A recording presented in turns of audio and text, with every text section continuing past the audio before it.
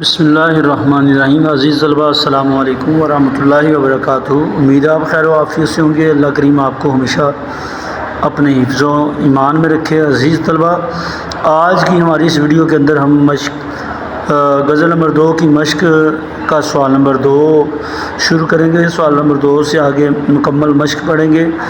سوال number 2 red کر لیتے ہیں، درست جوابات کی نشاندہی کریں۔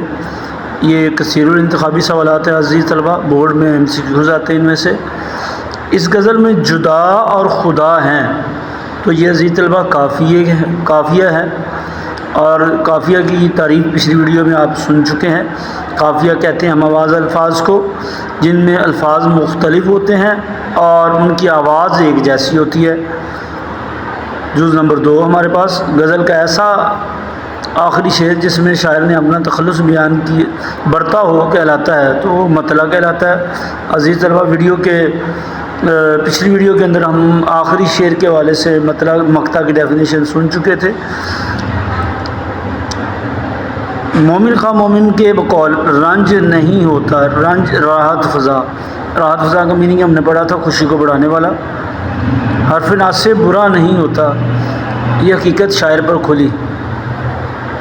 ذکر اغیار سے، یعنی غیروں کا ذکر سننے کے بعد شاعر کو معلوم ہوا کہ نصیحت کرنے والے کی نصیحت درست تھی۔ نہیں ہوتا غزل میں کیا ہے، تو یہ ردیف ہے عزیز طلبہ۔ یہ ہم لوگ پہلے پچھلی ویڈیو کے اندر پڑھ چکے ہیں۔ ردیف کے الفاظ بدلتے نہیں ہیں، چونکہ تو آتے ہیں۔ اگلے سوال کی طرف آتے ہیں۔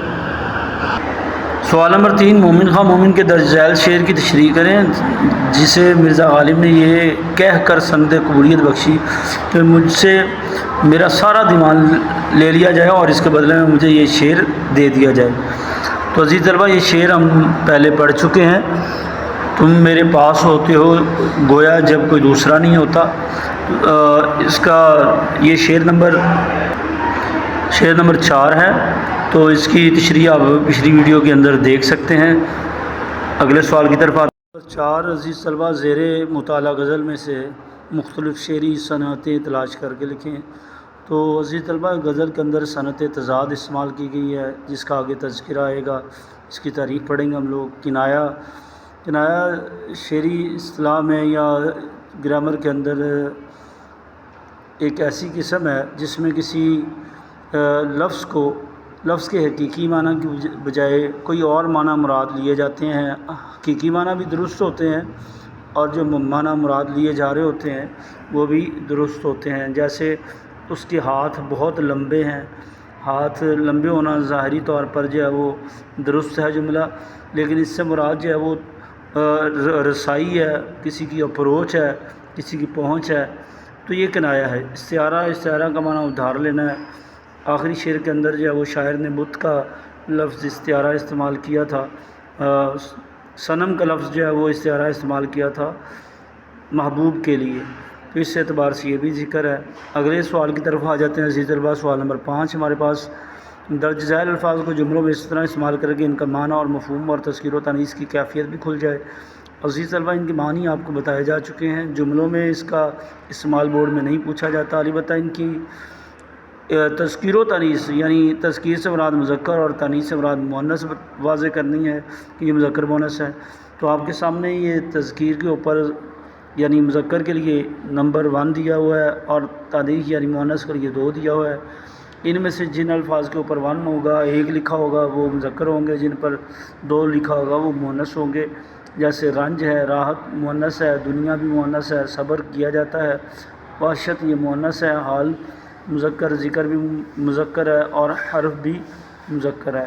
سوال نمبر 6 کی طرف آتے ہیں عزیز طلبہ۔ سوال نمبر 6، اشعار مکمل کریں۔ تو عزیز طلبہ، اشعار غزل میں سے آپ ڈھونڈ کر خود لکھ سکتے ہیں، آپ کی آسانی کے لیے یہاں لکھ بھی دیے گئے ہیں۔ اثر اس کو ذرا نہیں ہوتا، رنج راحت فضا نہیں ہوتا، چارۂ دل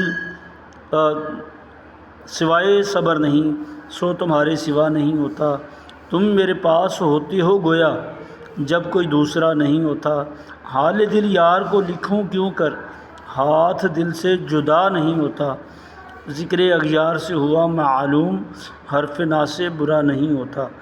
اگلے سوال کی طرف آتے ہیں عزیز طلبہ۔ سوال نمبر 7 درج ذیل الفاظ کے واحد اور جمع بنائیں۔ اغیار کا واحد غیر ہے، راحت واحدہ اس کی جمع راحتیں ہیں، ناصح یہ واحدہ اس کی جمع ناصحین ہے، حروف حرف کی جمع ہے، احوال حال کی جمع ہے، خط کی جمع خطوط ہے۔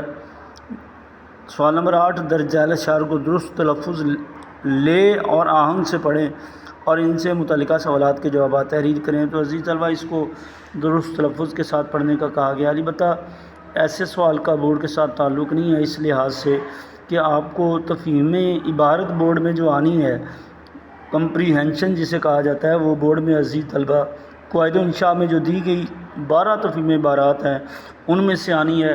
ویسے بھی اس کو ایک بار ریڈ کر لیتے ہیں۔ وہ ساحلوں پہ گانے والے کیا ہوئے، وہ کشتیاں چلانے والے کیا ہوئے، وہ صبح آتے آتے رہ گئی کہاں، جو قافلے تھے آنے والے کیا ہوئے۔ میں ان کی راہ دیکھتا ہوں رات بھر، وہ روشنی دکھانے والے کیا ہوئے۔ ناصر کاظمی کی غزل کے یہ اشعار ہیں۔ ان کے سوالات دیکھ لیں۔ ساحلوں پر گانے والوں سے کون لوگ مراد ہیں؟ تو اس سے مراد عزیز طلبہ ملاح کشتی چلانے والے ہیں، دوسرے مصرع میں ذکر کیا گیا، اور خوشحال لوگ جو ہے وہ مراد ہیں۔ صنعت تکرار کس شعر میں برتی گئی ہے؟ صنعت تکرار دوسرے شعر میں برتی گئی ہے۔ یہ عزیز طلبہ لفظ آتے آتے، یہ کسی شعر میں الفاظ جو بار بار دہرائے جائیں تو اسے صنعت تکرار کا نام دیا جاتا ہے۔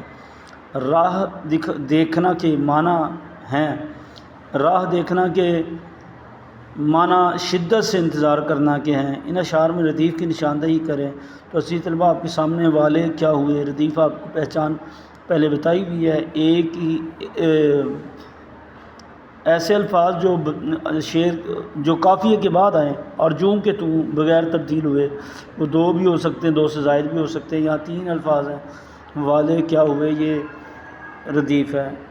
آخر میں عزیز طلبہ ہمارے پاس تعریف ہے صنعت تضاد کی۔ علم بدیع کی اصطلاح میں تضاد ایسے الفاظ استعمال میں لانا جن کے معنی ایک دوسرے کی ضد یعنی الٹ اور مقابل ہوں، مثلاً ہنسنا اور رونا، کڑوا اور میٹھا، ٹھنڈا اور گرم، بہار اور خزاں، دوست اور دشمن، مناسب اور نامناسب، دیکھنا اور اندیکھا وغیرہ۔ تضاد کی 2 صورتیں ہیں۔ تضاد ایجابی، متضاد الفاظ کے ساتھ اگر حرف نفی استعمال نہ ہو تو اسے تضاد ایجابی کہتے ہیں۔ ہوائے دورے میں خوشگوار راہ میں ہے، خزاں چمن سے ہے جاتی، بہار راہ میں ہے۔ یہاں خزاں اور بہار یہ متضاد الفاظ ہیں، ان کے ساتھ نا نہیں آیا، حرف نفی نہیں آیا، یہ تضاد ایجابی کی مثال ہے۔ اگلا شعر دیکھ لیں۔ اے التفات یار مجھے سوچنے تو دے، جینے کا ہے مقام کہ مرنے کا ہے محل۔ تو یہاں پر عزیز طلبہ متضاد الفاظ استعمال ہوئے ہیں، لیکن اس میں بھی جو ہے وہ جینے اور مرنے میں نفی کا نا استعمال نہیں ہوا عزیز طلبہ۔ اگلی قسم عزیز طلبہ تضاد سلبی ہے، جب 2 الفاظ ایک مصدر یا مادے سے مشتق ہوں، ایک مثبت ہو دوسرا منفی ہو تو اسے تضاد سلبی کہتے ہیں۔ اس کی مثال دیکھ لیتے ہیں، جیسے یہ رات تمہاری ہے چمکتے رہو تارو، وہ آئیں نہ آئیں مگر امید نہ ہارو۔ یہاں عزیز طلبہ آئیں اور دوسری بار پھر آئیں، یہ تکرار ہے، اور اس سے پہلے دوسرے والے ملتے جلتے لفظ سے پہلے نہ آیا ہے، یہ بھی ہم پہلے پڑھ چکے ہیں۔ ایک جملہ مثبت اور دوسرا منفی ہو تو اسے تضاد سلبی کہا جاتا ہے۔ وہ آئیں نہ آئیں مگر امید نہ ہارو، ناصر کاظمی کا یہ شعر ہے۔ عزیز طلبہ اس کے ساتھ ہمارا آج کا لیکچر مکمل ہوا۔ امید ہے آپ کو تمام سوالات کی سمجھ آئی ہوگی۔ اللہ تعالیٰ آپ کا حامی و ناصر ہو۔ اللہ حافظ۔